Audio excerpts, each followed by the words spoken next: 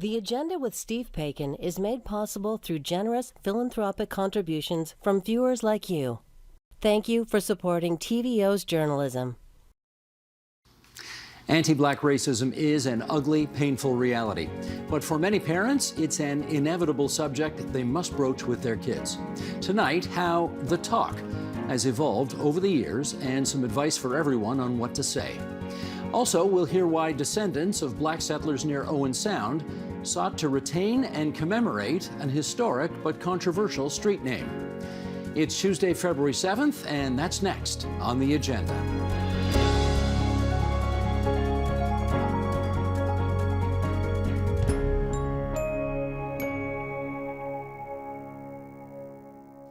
There comes a time in every parent's life when they have to sit their tween or teen down and have the talk. Not the birds and the bees talk, the other talk. And come to think of it, it's generally not all parents. It's really a burden that falls mostly on the parents of young black kids, which sets up a whole series of questions to ask. So let's ask them. Joining us now in Los Angeles, California, Earl Turner. He's a psychologist and founder of Therapy for Black Kids. And here in our studio, Kathy Hogarth, Associate Vice President, Global Strategy at Wilfrid Laurier University. Valine Campbell, author, advocate, and founder of Zuzu Media House. And Brandon Hay, he is the founder of the Black Daddies Club. And we are delighted to welcome you three here to our studio. Earl Turner, great to have you on the line from much sunnier Los Angeles, California. Let's start. I don't want to assume everybody knows what the talk is, Valine, so why don't you tell us, what's the talk? Ooh, the talk. It's a conversation that opens the door about racism for children specifically. Much of the conversation is geared towards boys specifically because of the interaction that can potentially happen and often does happen as they age and get into their teenage years. And that is for black boys specifically. And what Just to be more specific about that, it's the concern that if a young black man is pulled over by a cop or is stopped by an officer in a mall or something like that, here's what you do. That's correct. And it's typically for people in authority and how we need to actually address people in authority. So yes, as you mentioned, police officers, perhaps a supervisor, manager at work. So there's divisions to it, but it's still overall the talk and how we have to perform when it comes to these environments. Brandon, were you given the talk as a child? I mean, no. I think I was born in Jamaica, and I came here when I was 10, so I didn't have that conversation. My mom didn't have that conversation per se. I think for myself, though, and I think this is where this is one of the reasons why I started the Black Daddies Club, was to sort of connect with other elders, other black men, to sort of talk about, like, just to kind of show me or just teach me the ropes.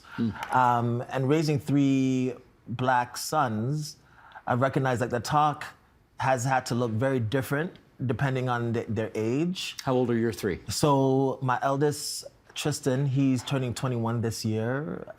Julian, he's turning 19, and Elijah is turning 17. You gave them the talk, I presume?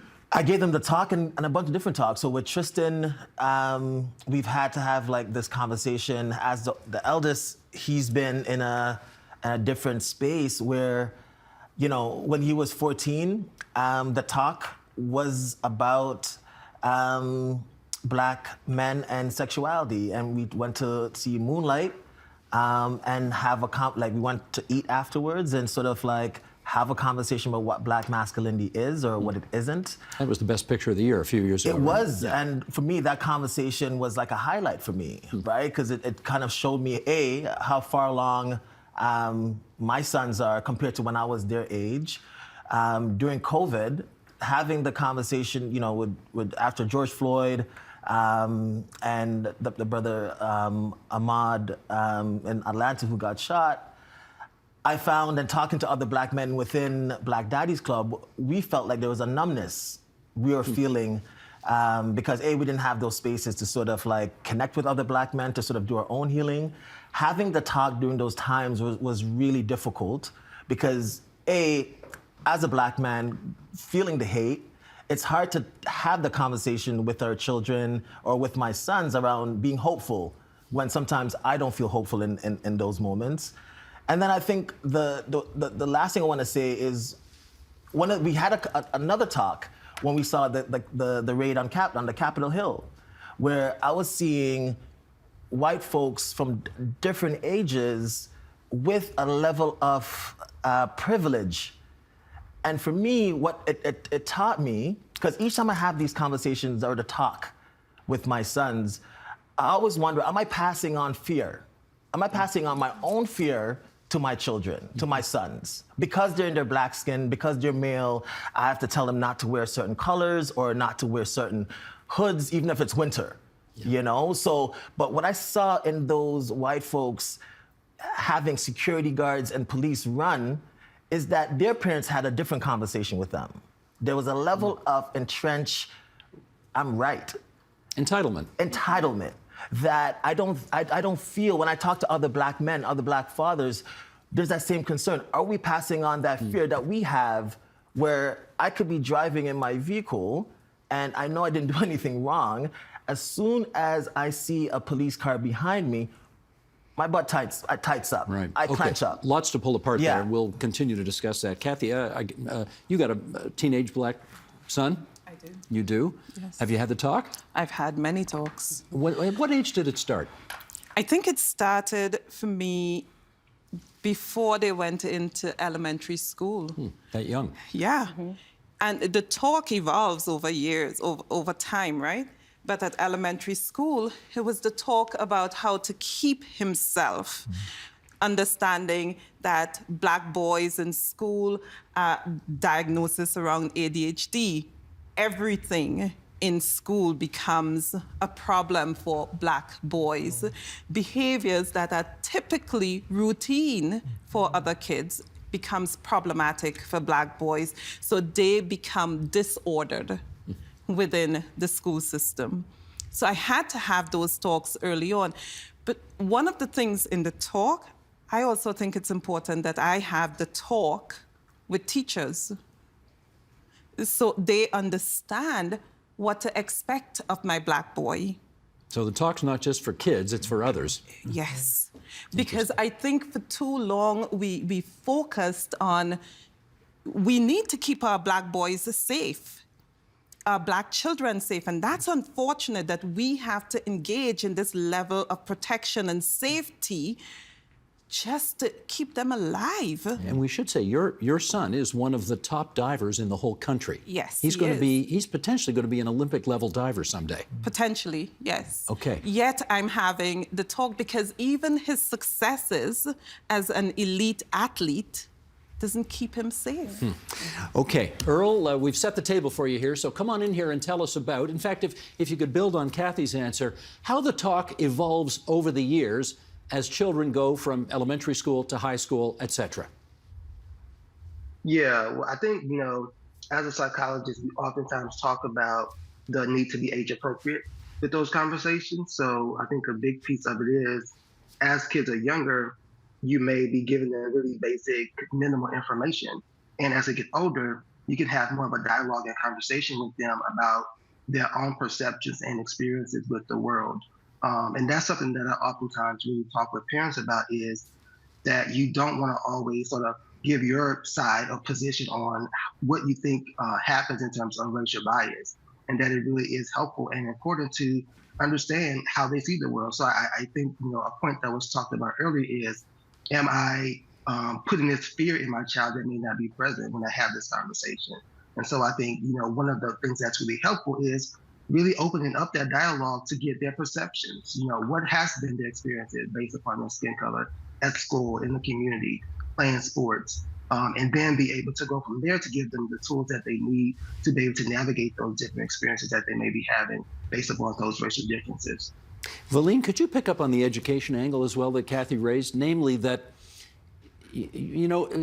black kids may not be allowed to get away with as much bad behavior as white kids are allowed to get away with in schools. Yes. And it may be a case that administrations or teachers see white kids acting a certain way and they don't, they say, well, that's ADHD and we have to, take a clinical approach to that, whereas it may be a more disciplinary approach for a black kid. Sure. How do you work that out?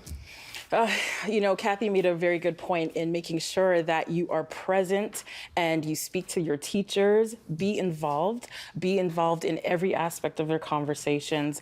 And also making sure that even as a collective, speaking to other parents as well, anytime that there is any kind of discord in the classroom, they need to know who you are, right? I think too, a lot of Black children overall, I'm gonna say girls as well, because of course I had the talk. You did not have the talk, but I had the talk. From your parents? From my parents, namely my father. Part of that is also, you spoke about behavior, but it's also academia. You have to work harder. You have to make sure that you work 3 times, 5 times, 10 times harder than your counterpart. Because? Because of the color of your skin. Likely. Because the assumption is there's systemic racism in the school system. That's correct. And you have to make sure that you are seen. You are able to achieve the same things that everyone else in the class is achieving. You're able to show that you are capable, you're competent, you can excel in all areas of the academia or curriculum as any other child.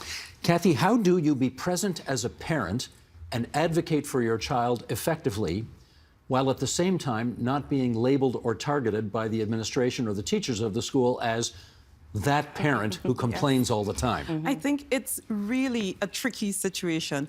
We talk about presence and advocating for our children. Let's be clear that not all Black parents have the capacity or the ability to be present and advocate. What we see oftentimes is many of our Black parents in densely populated areas, they are working minimum wages, multiple jobs, can't make it to parent-teacher meetings, can't give the phone call during school hours, and those kids get dinged. Those parents get labeled. It is not that they are unwilling or negligent of their children. It is that they do not have the capacity. But how do you balance between being a strong advocate for your child and not being that parent? I'm okay with being that parent. That's right. You don't mind, because if it's in the advocacy of your child, Yes. be that parent. That's right, because the cost is too great to not be that parent. Earl, let me get you back in here because you do an organization called Therapy for Black Kids. And, well, I guess there could be some people watching or listening right now who think, therapy for kids, period, full stop. Why do we need therapy for Black kids? What's the answer to that? Yeah, that's a really great question. And I think for me, one of the main reasons why the organization is because we have oftentimes not had these conversations about Black kids and going to therapy. And so I think we really do have to address this misconception about therapy not being beneficial to the Black community. And for a long time, it's been seen as something that's for white people. And so I think it's helpful to have these conversations to encourage that Black families and Black kids to be able to seek out those services to get the help that they need to address a number of concerns. And additionally, being able to really focus on this aspect of racial socialization, which we've been talking about with the talk. And that I think for me, parents, they do feel some sense of fear about how do I have this conversation is appropriate to talk about with my kids to not make them, be harmful about society. And so I think it's really helpful to talk about what are the ways that we can have these healthy conversations about race and racial differences and prepare them to deal with this bias in society without oftentimes always having this negative outlook about how they may be perceived within society. Let me do a quick follow with you, Earl, and that is, do you think in too many Black families there is a suspicion of psychiatry or psychology for whatever reason? I think that there is a suspicion. I'm not sure if it's unfounded. I think that we know from history that there has been mistreatment by the medical and mental health professional towards the Black community. And so I think that's a valid concern that many individuals have about how they engage with the mental health field. And so I think, we have to be honest about that and really try to address how do we get more clinicians and therapists to engage with families in ways that are healthy and that they don't engage in any sort of internalized racism or microaggressions towards those families that they're working with. Okay, Brandon, I want to circle back to you now and again unpack that first answer you gave a little bit more. When you, with your 3 boys, and first of all, did you do it all together or individually? The talk. Some talks were together, like, you know, George Floyd, like big, you know. And then some talks are like individual. Like one of the elders within the club said like he talks to his son, like he has teachable moments. So like if he's listening to, like for example, I'm dropping my son, Elijah, he runs track. And you know, when each of my sons are playing different sports, that's a one-on-one time. Gotcha. So if there's a song coming on or they're singing a particular lyric, that's a question of like, hey, what does that song mean to you? Or having those conversations. Okay, the ultimate question then is how receptive have they been over the years to the talk from Dad? I think the conversations varied based on what I've been hearing, based on their age.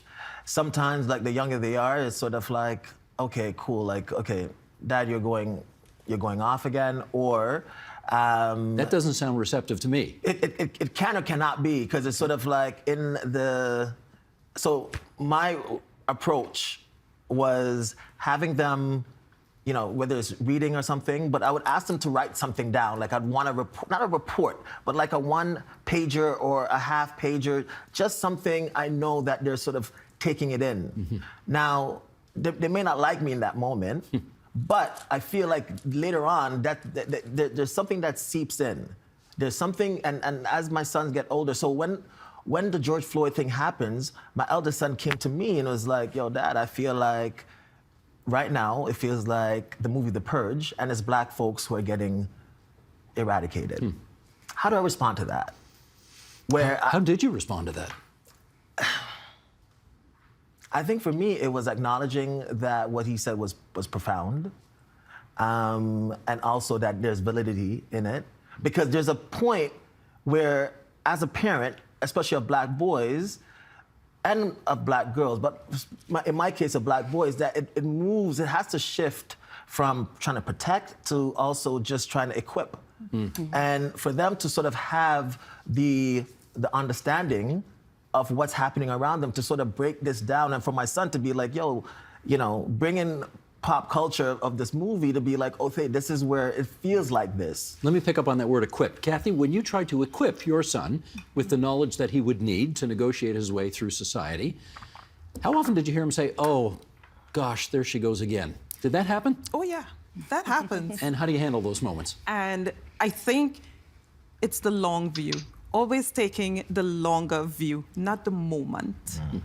The moment is important because it is in that moment we are passing information, education, empowerment. But the longer view is what we keep in mind. In the moment when my son is, oh, Mom, you've told me this a million times, right? But now he has his driver's license, he's driving about, and I say to him, okay, so where are you going? Be careful. This is what happens. If this happens, this is what you do. Has he ever had one of those moments? He has not had one of those moments. Good. Yet, he recalls it. And that, for me, is the important thing. He can confirm to me, as I have today's talk with him, yes, Mom, I know. You do kids' books, right? You've got a children's book series? Yes. Okay, tell us about that and how it contributes to this conversation we're having today. Sure. There are 3 books to the series, and all 3 open different conversations. I try to write about real situations or real life situations that have solutions. They're educational, yet fun and easy to understand. Give us some titles. So, for example, the first one is The Amazing Zoe Defeats the Germy Germlins, right? If you can kind of put it together, that book was written during the time of the pandemic.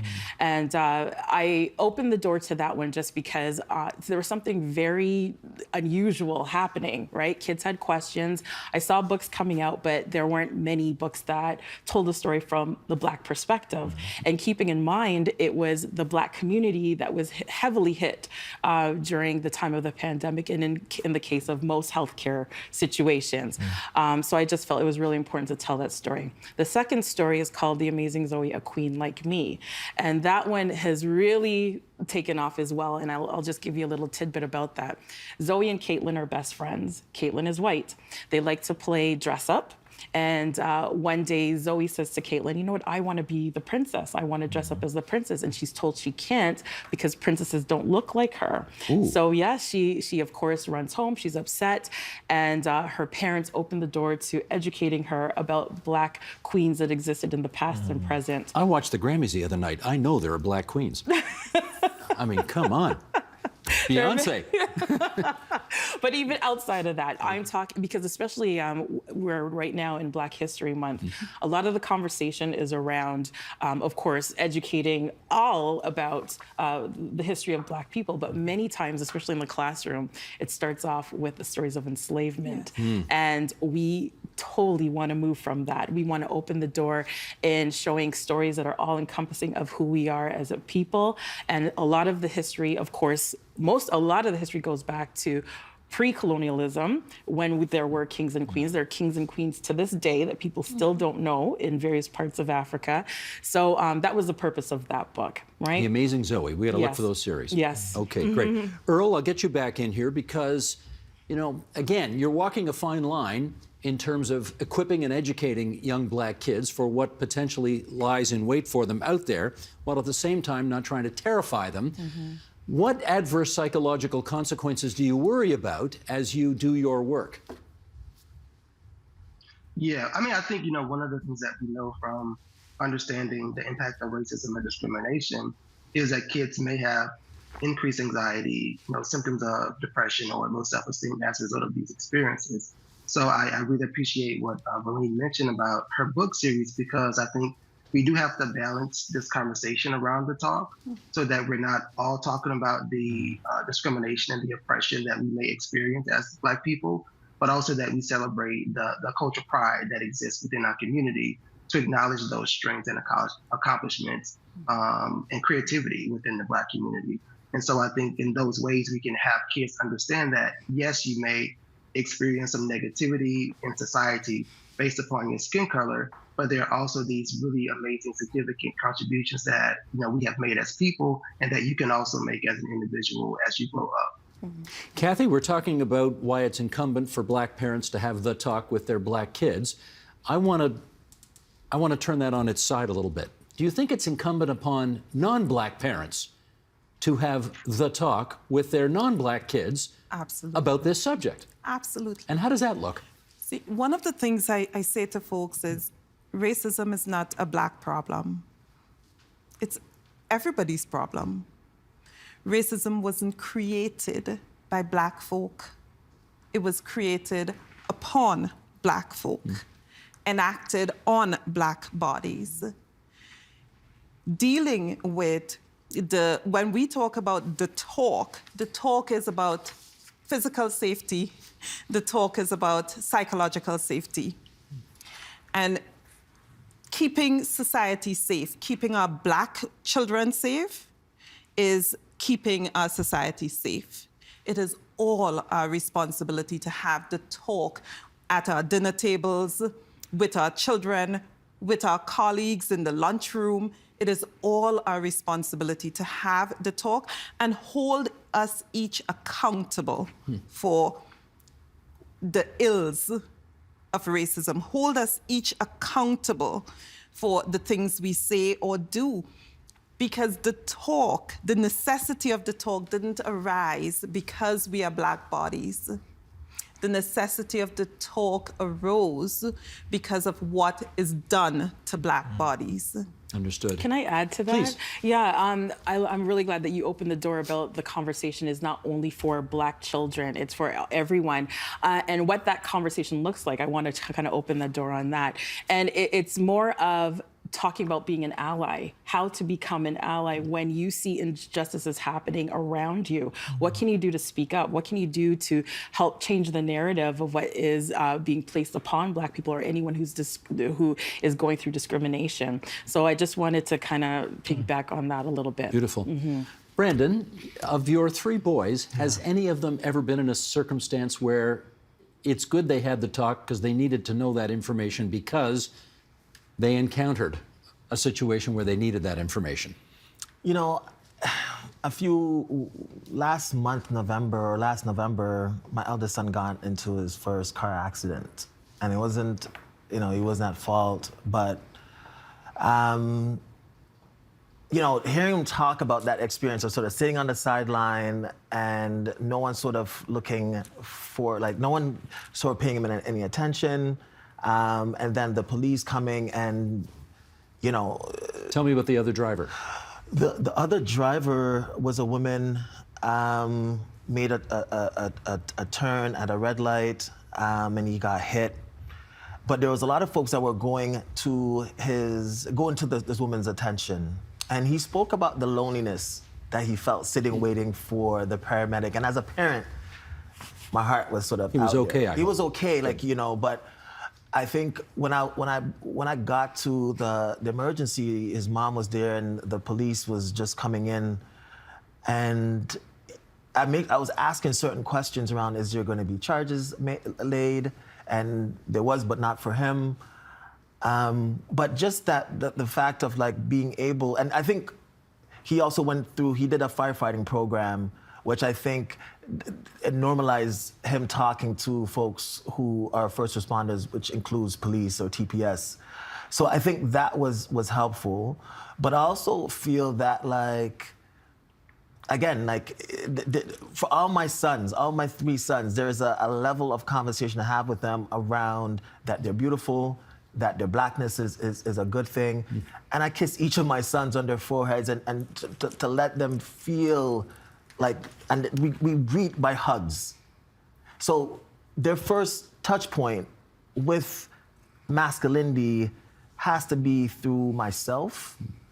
And I feel, so whether it's taking my son to go see Moonlight and expanding his idea of what black masculinity is and isn't, this is the opposite of what I was told, where there's a box there's a masculine box, and then the black masculine box is almost even smaller.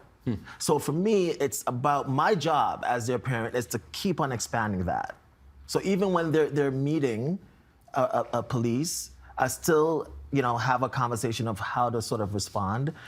And there's a fear, again, that fear that came up, that comes up in me, and it's also for them to sort of, to have those conversations. The other piece that I also want to make mention of, it's about also creating community. So Black Daddies Club, for me, it's about community building. So when my sons come out to a summer hike and they see other Black parents and their fathers, or we go to a Raptors game with a group of Black men and their sons, that idea is normalized of Black men and our greatness. So this idea of Black men not being engaged Black fathers, that's not normalized. You put the lie to that. It's myself, but also I'm a part of a community of other Black men that's showing up. Yeah. I got to stop you there, unfortunately, Brett, because we're out of time. I'd love to hear more from all of you. That was terrific. Can I thank Earl Turner for being there for us on the line, the psychologist from Los Angeles, California. Therapy for Black kids is what he does. Valine Campbell. Okay, we're going to look for the adventures of Zoe as we go forward. The amazing Zoe. And Kathy Hogarth from Wilfrid Laurier University, Brandon Hay, Black Daddies Club. We're grateful to all 4 of you for joining us here on TVO tonight. Many thanks. Thank you. Thank you. Yeah.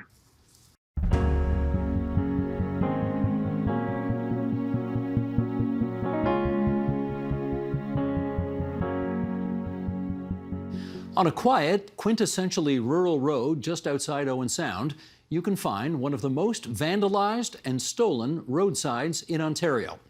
It's understandable because the name of the road includes a word that is problematic for many people.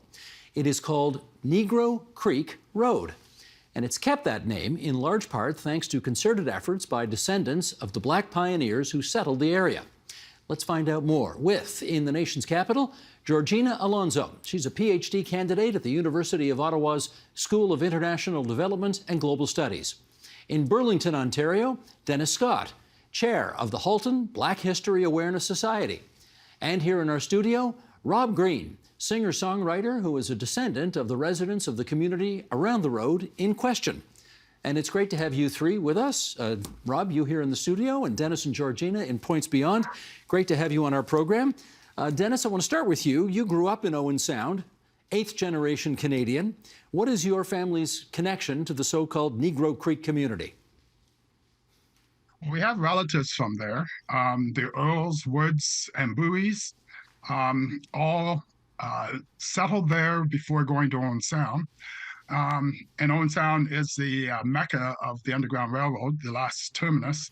And my 8 generations were growing up in Shallow Lake in this particular area, as well as the Owen Sound area. So if you're eighth generation, when did your earliest descendants arrive in that area? It was around 1815. 1815, terrific. Okay.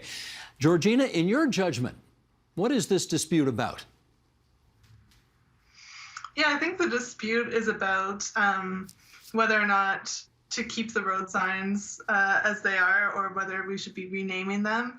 I think for some, as you said, the word Negro presents a problematic aspect, but since the descendants of the area are calling for this to be kept and to preserve the Black history of the area, I think that we should be trusting them to know that this is the right thing to do. I myself am not a descendant of the area, but I grew up there. And you endorse the idea to keep the name as it was? Yeah, I do. And Dennis, how about you? Oh, absolutely. It's part of our history, our heritage. And even though you got the word Negro in there, we were called Negroes. So let's talk about true history and promote it and prevent and preserve it. Okay, Rob Green, where are you on this issue? I am totally in agreement with them. I'd like to keep the name as well. Because? Because it's a historical land site. It's a historical monument. It's historical. And I think my descendants, or my ancestors that lived there, they deserve that right. Tell us about that. You have direct descendants from the area? Yes, I have. Dennis and I are cousins, by the way. I don't think I knew that, actually. Oh, well done. We're both cousins, yeah. Okay. We talk Hi, quite often. Hi, Dennis. I have descendants there as well, but I'm 5th generation Canadian. Yeah, Dennis's family goes back a little bit further than mine does. And you're a musician, right? I am a musician. So how'd you get involved in this history thing? Well, I was a drama teacher for 37 years. Where? At school, at Southfleet High School in Hamilton. And so after I graduated from teaching, I wanted to do music. That was always my dream. And so I started writing music. And my cousin, who's one of the workers at Ontario Black History Society, she said, "Rob, do you want to do a show for me?" And I said, "Oh, sure, I'll do a show for you." So I started putting together a show about my ancestors. And I did it in New York, I did it in Warrington University, and all around. And then I found out that I did it up in West Grey for Ben, and that's where I met Ben Hayward, and he was really good to me, and asked me if I wanted to join the Negro Creek community, so I did. Okay, well, but tell us this, people in this province have been told for many decades that that's a word you don't use anymore. So what's the argument to suggest that it's okay to use it in this context? Well, my argument was, don't we use the word Caucasian? Yeah, but Caucasian does not have the same connotation and the same pejorative interpretation as Negro does. But it's still same. It's a ethnicity, and Negro is fine for me. I am a Negro, and I am also Caucasian, so I'm both. Dennis, would you say that today? Would you describe yourself that way, using that word today? Oh, absolutely. I have no problem with that at all. I think one of the things to appreciate too, and why I had a comfort growing up in the area, of the 8 generations, I had a young lady stand up and said, of all the 8 cultures that you belong to, which culture do you lean towards the most? And I said, Dennis Scott, which opened my eyes in regards to, we have to be preserve ourselves and know ourselves to the best of our ability to be able to carry our history on to the younger generations and the likes of that. So I have no problem whatsoever in regards to the word Negro. I'm a Negro. It's like Caucasian, as Rob said, no ifs, buts, or ands. And there's nothing wrong with communicating in regards to the Blacks being Negro. And we're also very multicultural. Well, let's see what Georgina thinks about that, because she's not from the same, I hate to tell you two, she's not from the same generation as you two, and we'll see if she has the same view. Georgina, would you have a problem with people describing you or describing yourself as a Negro? Yeah, I mean, I wouldn't choose that word myself. I'm mixed race. My dad is Black and my mom is white. And I think that word does have a problematic history and is problematic in certain contexts. I think that it depends how the word is being used, but in this particular case, the Negro Creek Road sign is really the only indicator of the history of the area, and that's what we've come together around, is the history of the Negro Creek community. And so I think it's completely appropriate to use in this case. And, you know, I respect the people that I've gotten to know through this work who are descendants from the area who say that they want to keep that name. I think when we're trying to change things to be more inclusive and more appropriate, we should be listening to the people who are actually affected by this. And if they're saying that this is what they want to use, then we should be using this word. Okay, we're going to come back to that in a second, but Dennis, let me get you in on this. You chair the Halton Black History Awareness Society. Give us a sense about the kind of work that you do there. We do a lot of work in regards to anti-racism, teaching Black history. It wasn't until 20 that I realized I was not taught my Black history. So it's very important to our culture and our heritage in regards to passing our knowledge along. We're also involved in regards to developing the culture in the Halton area, which was once called White Halton, to the point of getting culture's recognition as a culture capital of Canada, much as I did in the Owen Sound area. And lastly is because we are looking at history. A lot of the history has either been thrown under the rug, not documented, and or is being changed. And it's very important for us to keep our history so we as Blacks know it, number one, and we can communicate that to the diversity of people that we have coming into the area. And one latter point is Halton is the fastest growing visible minority region in all of Canada. So it's very important for us to be ahead of the game for all our new individuals who are coming in who are visible minorities. I must confess, having lived in Southern Ontario my entire life, I have never heard of Halton referred to ever as White Halton. What's the history there? My belief is that's the way it was, basically because it was predominantly British and European, white European. And there wasn't a lot of communication in regards to the Blacks who came into this particular area. We have all kinds of history in regards to Eastern Halton, going to Toronto and beyond. We have all kinds of information from Hamilton going west, and very little information in regards to Halton. Historians around this area and in this area have told me the history of Blacks in Halton is lacking. And so it's very important for us to uncover it, research it, and document it and promote it. Understood. Rob, community leaders have been petitioning for something else in the area as well, namely a stone monument as a memorial to the original Black pioneers who settled the area. Yes. You're involved in those efforts. How's that going? It's passed. It's passed. So what happens now? We had a town council meeting last week, and the town council under Mayor Mackey, just amazing, warm-hearted celebration. It was a celebration, actually. So what happened was they passed it, and what we're going to do is we're going to get a rock. We've already got the rock. We're going to designate a place where to put it.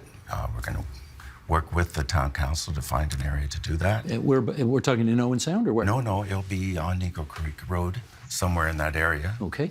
Close to the area. And it'll be visible from the highway so that people can stop and visit it as a historic landmark. And it's going to be really, really good. It's going to work. It's going to work. What's it going to say, or what's it going to look like? Well, we're going to work on the lettering together, the names and what we're going to be saying. That feels like the right thing to do for you? Yes. One of my appeals was when I actually went and did the proposal to them. One of my appeals was the fact that I am part of that land. My grandmother Actually, my mother who passed away, she's in Mount Zion Cemetery, which is just up the road. My grandmother, she's in Mount Zion Cemetery. And my great-grandmother, she's in Mount Zion Cemetery.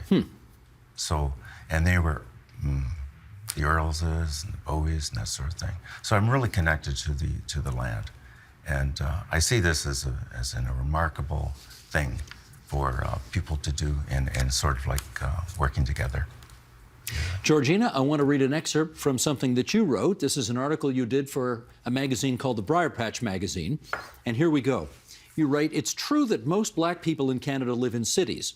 In 2016, 94.3% of black Canadians lived in the country's census metropolitan areas, in comparison to 71% of Canada's total population.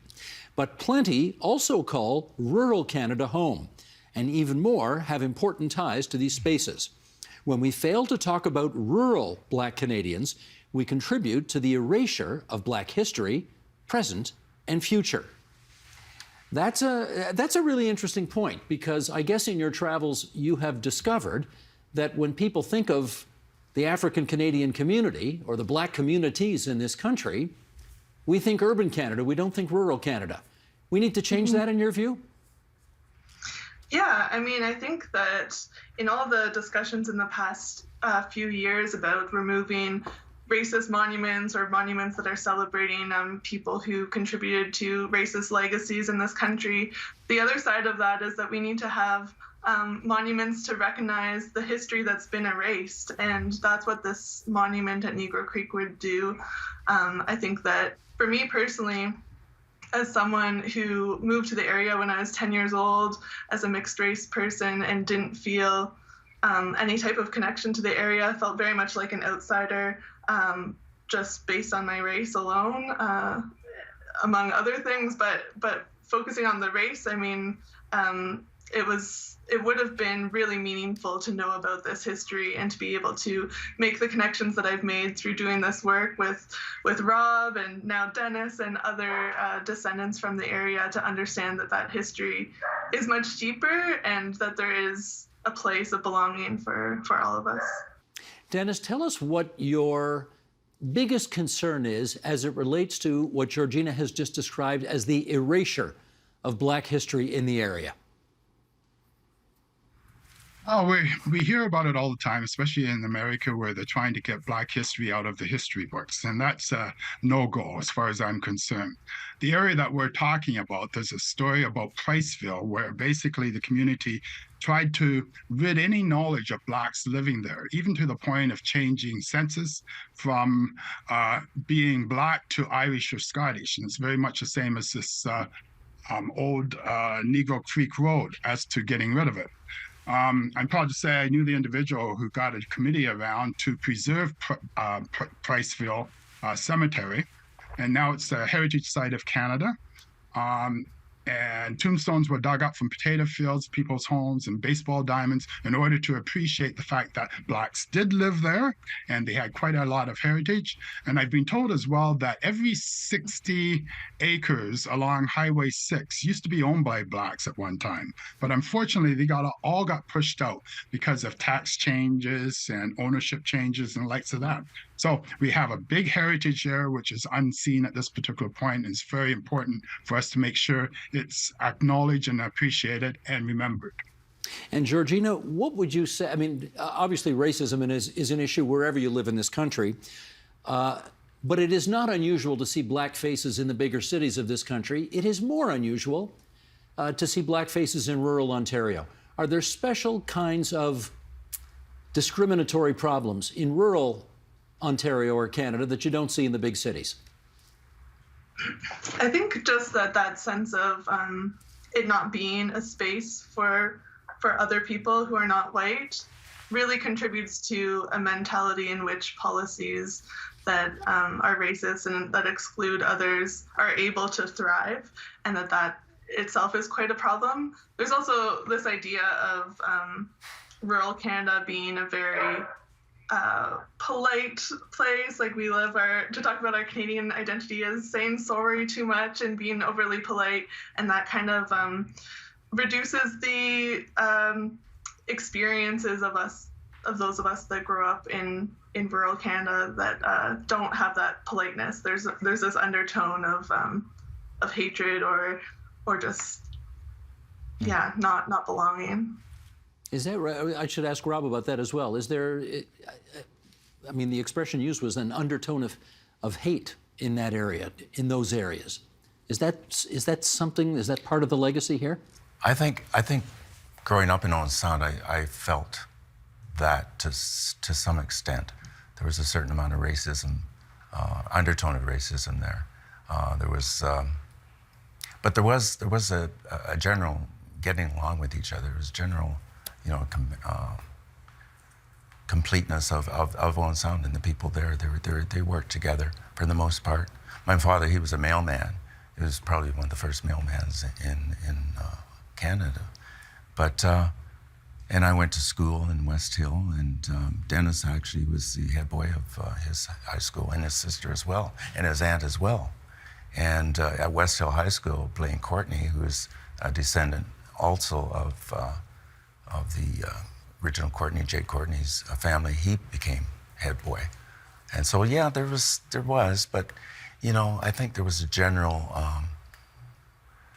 feeling of let's get along, let's try to be together, let's work together in Owen Sound. But I found when I moved to the city, it was because there was a lot more Black people and various other people there. So I let go, and I really enjoyed that particular aspect of it. Felt more at home in the bigger city. Yeah, more at home, and you sort of lose yourself. But just a little story. When I was a kid, and my mother would take us down to Owen Sound to buy shoes or buy school supplies or whatever. It was like mother hand leading the ducks down the road. When we walked by certain houses, people's heads would turn. And as a kid, I didn't think too much of it, but in retrospect, yeah. Why do you think the heads turned? Because we're Black. They didn't see too many Black people or Black families. You stood out more for that reason. We stood out, yeah. Dennis, we covered the Priceville story on this program, I think last year or the year before, I can't remember now. But we did cover it. We had some guests on. We had a discussion about it. And one of the things we learned is that some of the greatest allies that the Black communities had into reestablishing that history and making sure it was known that Black people did live in rural Ontario once upon a time in pioneering numbers. Some of the biggest allies you had were white people. Is that the case with this issue as well? No ifs, buts, or ands. The fact that I have white in my blood, too, is very important for me to appreciate that I'm multicultured. And not only Black, I'm of different cultures. Also, for instance, there were white individuals such as Les McKinnon, who's the individual who turned around Priceville and got heritage recognition. There is Captain Owen, who Owen Sound is named after, okay? And he is one of the first abolitionists recorded in history, going down to Africa through the British government and going into to talk to tribes about not selling people from other tribes. Owen Sound has a rich history in Markdale, just around the corner from Priceville. The only white person killed by the Ku Klux Klan, that's where he came from, when he went down to teach Blacks how to read and write. So the history is really rich in the Owen Sound area. At the turn of the 18th century, 10% of the population were Black. But a lot of the rural individuals we didn't know about, especially myself. I wasn't old enough at that time. But the rural individuals, because he was so isolated and remote, it wasn't aware all the time of there being a lot of Blacks in the area. So it's an aspect of recognizing our history, promoting it, and moving it on. I think one other aspect, it's headspace as well. We've always been told what to think and how to think. So calling these individuals could negate us and have us working against each other. And it isn't appropriate in regards to communicating, and that's why we don't know our history, because our elders would not communicate about our Black history for fear of reprisal. Mm-hmm. So that's another reason why there isn't a lot of communication or knowledge about Blacks in the rural area. one last thing is Queens Bush, all the way from Waterloo up to Lake Huron. Okay, that was predominantly raised by blacks. Okay, but they were pushed out of their particular centers as well. So it's very much like Priceville over and over again. So that's why it's even more important to keep that name, Old Negro Creek Road. Okay, Georgina, where specifically did you grow up? I grew up in Flesherton, Ontario, so it's just a little ways from the Durham Road Pioneer Cemetery that Dennis was talking about. Okay, now you've told us you're mixed race, one parent white, one parent black. I wonder if the experiences that you've heard from these two gentlemen about what it was like to grow up black at the times in which they did, does that have echoes for you as well? Yeah, for sure. I mean, I didn't mean to say before that every white person is seething with hatred, under their breath. But that's certainly something that's present that you feel occasionally, not all the time. But that yes, it's important to have white allies working together with us on this issue, and that's something that I experienced as well growing up there. Dennis, let me get back to you. I'd like you to follow up on something that Rob said. He described what it was like growing up for him and the heads that were turning. You were 8th generation in your area growing up in the 50s and 60s near Owen Sound. And I wonder if you experienced similar things to Rob, heads turning, that kind of thing.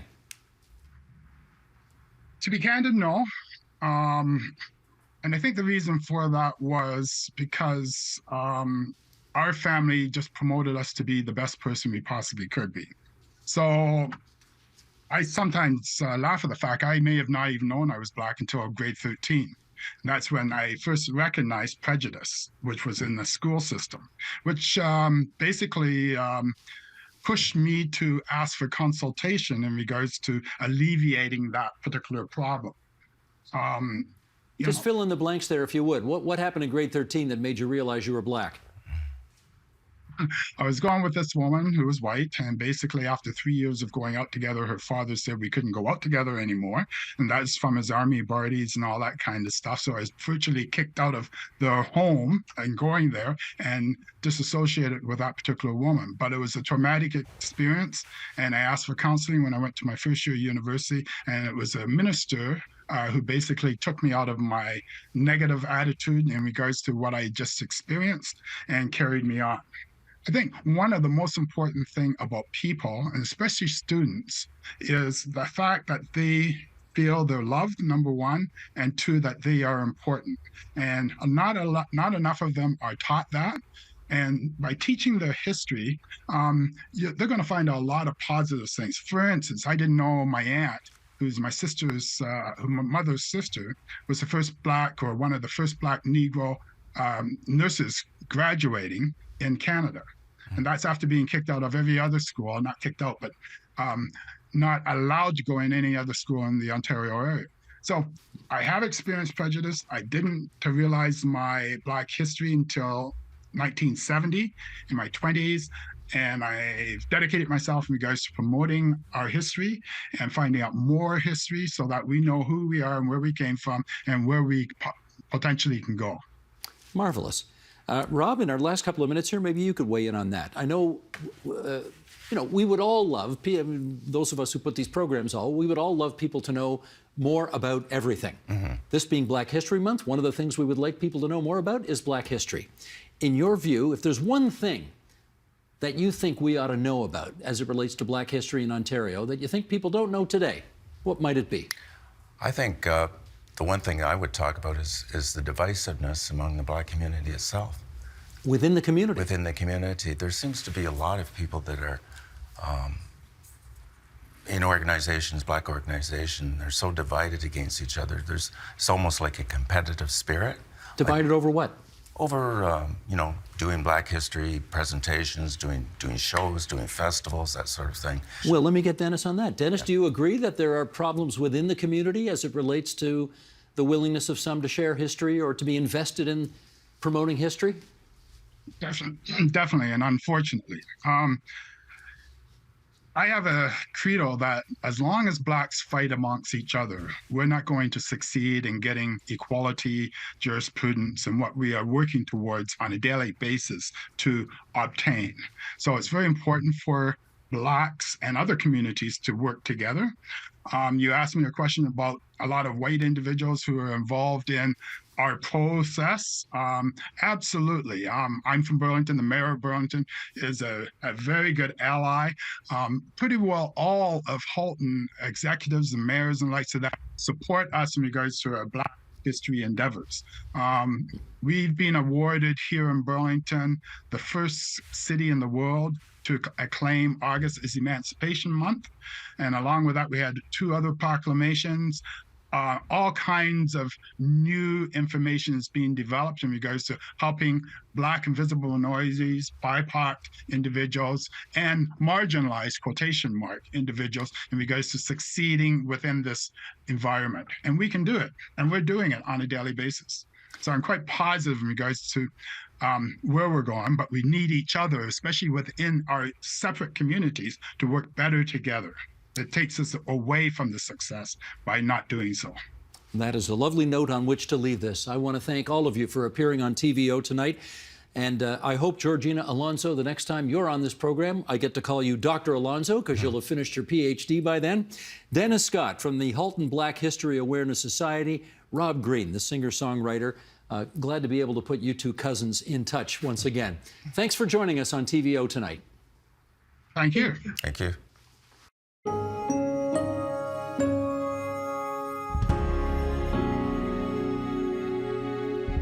And that is the agenda for Tuesday, February 7th, 2023. Tomorrow, American writer and political scientist Francis Fukuyama on the fate of liberalism.